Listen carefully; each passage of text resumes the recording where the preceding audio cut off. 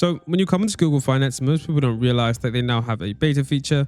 So if you click beta in the top hand right, this gives you the new Google Finance site with all of the AI features that you may not have realized are there. Now, this is extraordinarily useful because it essentially streamlines your research and allows you to do much more than just viewing stocks. So essentially all you have is the traditional site, but a lot of AI features that enable smoother investing.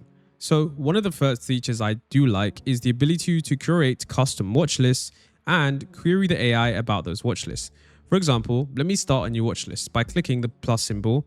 Then what I'll do is I'll create a new list by clicking here.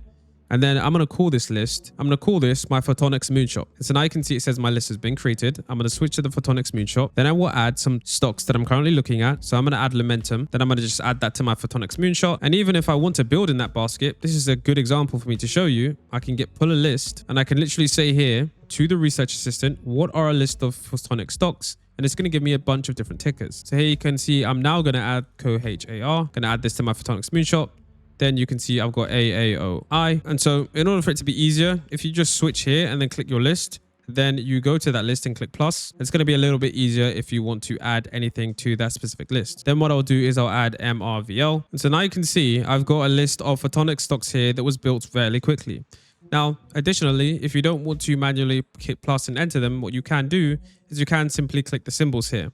When you're talking with Google Finance, any symbol / ticker is essentially going to pop up, meaning that you can instantly query that ticker. So here it gives us ELUMA, which is Advancing Compound Semiconductor and Quantum Dot Laser Technology. And if I click this, you can see it's immediately going to pull up that stock right there, which is super useful. So now I can I want to add that to my watch list. I can click here, click Photonics Moon stock, and then click done. Now you can see that I have my entire watch list of Photonics stocks. Now, if I want to have that watch list right there instead, I can collapse this one and I can have just the Photonics Moon stock in clear view. This is something that's super useful because you don't want to be looking at all of the stocks all of the time. And of course, when you scroll down here, you can see that it's going to give you a custom chart that is really decent. So if we make this a bit bigger, you can see that the custom chart we get here is based on this data, which is really, really nice. And as you scroll, the data manages to change. Now, AI is super useful because, like I said before, this is going to streamline your research process. Now, what's really cool here is that remember how we just made a watch list of around 6 different Photonics stocks. What I can do is I can actually start a new chat with a new thread button here.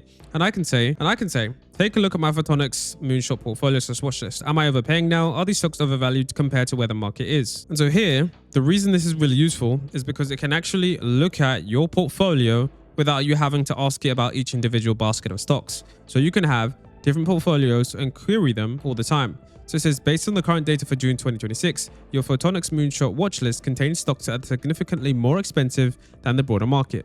While these companies are central to the AI race, the current valuation suggests that much of the future growth is already priced in at high premiums. The broader market, represented by the S&P 500, carries an average PE ratio of 28.24. And in contrast, we can see our holdings are trading at massive multiples. You can see here it says extreme premiums trading at 3 times to 6 times the S&P 500's average. And the PE ratio says that these stocks are no longer hidden gems. The market is already betting on flawless execution and AI infrastructure. Right here, we can see the PE ratios are nearly at 100, which is pretty crazy. And so here you can see that it summarizes and says, I'm likely going to be paying a significant AI tax at these levels. And while the fundamental demand for optical internets and photonics remains strong, your watch list is currently valued at extreme levels compared to historical norms of the broader 2026 market. Now, that is super useful because with any other AI tool, I would have had to not only add all of these tickers into the chatbot, but with this list, I can specifically query that specific list and then get information based on that specific list, which is super useful. Now, let's say we want to continue on and do even more market research. One of the key features I do like is, let's say, for example, I want to look at a specific stock that was moving recently. Marvel, of course, you have access to many different features. And so let's actually take a look at more of a valued stock because this is going to be more interesting. So we've got Coherent here, and immediately you can see we've got this chart area. You can customize this by going to the area and changing it to the bars if you prefer that, or the candles, or you can change it to the area, which is what I prefer. Now, of course, if we zoom out, you can see this stock is up quite a bit. And if we scroll down, you can see the analyst outlook and the 12-month forecast. So you can see where other investors / analysts are giving the ratings. If you scroll down, you also see the news stories that are relating to the stock, which is rather useful considering there are constantly new events happening relating to all of these stocks surrounding AI. Now, if we're going to just look at the charts, one of the key things that's really cool is that Google Research, the AI inbuilt tool, actually can give you the ability to know where support and resistance is. So essentially, even if you look at the chart and you're currently confused, the inbuilt AI tool can actually look at the chart and tell you where key levels are. I could say, give me analysis of Coherent Corp, what areas are significant support zones and could represent a significant buying opportunity. So now what it'll do is currently analyze the chart based on the data as it has, and it's going to give you that information. So here it says our primary support is $330, the 353. The nearest significant zone is 330. You get the SMA 20 support. You've got secondary support at 294 and a deep value trendline support at 260 to 270. And it says immediate resistance. Sellers are heavy at 404 and 426. So it actually has the recent peak, which is really good. And it says analysts have high end price targets as high as 461, provided the stock can break out above its current consolidation. And of course, it ends that with the fundamental context of 2026 and some interesting information. Now, after you've analyzed the chart, something that's super useful once again is it prompts you with these additional questions here. And this is where you continue to talk about that specific stock or asset however you want. So here it gives this question, the third one I think is really cool. It basically says, what impact did the Computex 2026 announcements have on photonic stocks? These are interesting questions that you may not otherwise consider, and it's going to give you more context surrounding the stocks / positions that you do hold. I would always query these to make sure that you know exactly what you're investing in, and so you can have an informed investing decision. So of course, the Computex 2026 conference, it gives us exactly what it was. It gives us the key impact. This share surged 32%. These stocks surged 14 and 8%. And then of course, this stock rose 13%. And once again, a thing that is really amazing is that it gives you these side-by-side charts showing you how the different companies are side by side. Now, once again, let's say you just wanted to do this yourself. You could just once again start a new chat and you could say, compare the Mag 7 in a chart. Now, like I said, having your different charts, being able to see at a glance how the charts are on demand, this is a super useful feature because let's say you want to compare two different stocks. You can compare the price, the change, the previous close, and of course, you can essentially customize this as much as you want. So here you can see I'm comparing the Mag 7 stocks. We can see that they're clearly very, closely related. But let's say I was doing this so I could figure out which of the Mag 7 stocks are the cheapest. So for this one, what I might actually want to do is actually remove Nvidia. So I'm literally just going to say remove Nvidia and do it again. And here you can see it actually just removes Nvidia. So we get a clearer look at which one of those is a laggard.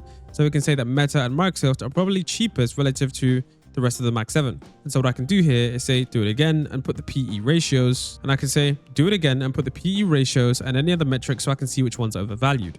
Here, what I'm trying to get you guys to understand is that this built-in chart analysis feature / chart comparison feature is one of the biggest things in Google Finance AI that is really, really useful. So here you can see it gives us the previous changes. Here you can see it gives us the PE ratios. And here you can see it gives us the dividend yield as well. And based on this, we can see that Meta is arguably the cheapest in terms of the PE ratio and the lowest in terms of their market cap. Now, another thing that Google Finance does have, which is super useful, is that it actually has a deep search feature. Now, this feature doesn't exactly return the stuff the quickest, but this is more so for deep gathering in terms of scouring through many different documents. So here's what I'll do. I'll say, give me research on the photonics landscape and come back with a list of stocks that could be potentially undervalued given today's landscape. And so here you can see that this is the research that can take 8 to 10 minutes. This is the kind of research that is going to return multiple sources and give you a much longer response. I would only use this if you have research that cannot be answered in a simple query between back and forth. So it is something that, of course, you should do if you need a really detailed answer. During that time, you can always open a new chat and continue. After 10 minutes, we do get this response, which actually includes a ton of data. The only issue with this data is that it is pretty intensive in terms of the amount of text that you're going to get. This is why if you're going to ask AI to give you a prompt like this, make sure that the kind of prompt you're putting in is, of course, not too detailed. But of course, make sure that what you're researching actually requires this level of depth because it's going to give you a ton of information that might be difficult to pass. Now, another thing that you will have in the Google Finance app is, of course, the earnings. Earnings calls usually have call transcripts and you're able to listen to those earnings calls directly from the Google Finance app. So here you can see it gives you the transcript with the highlights. You can also expand those highlights to essentially quickly understand exactly what's going on. The highlights will be at the top and the entire call will be underneath that. You could also listen to it directly from there. Not only that, other tabs include the financials such as the net income versus the revenue, and other things include the holdings and insider transactions. Interestingly enough, it does also include the politician transactions. So if there's any alpha there, you'll be able to take a look at that. This is a very new feature, so you'll be able to look at exactly what is going on.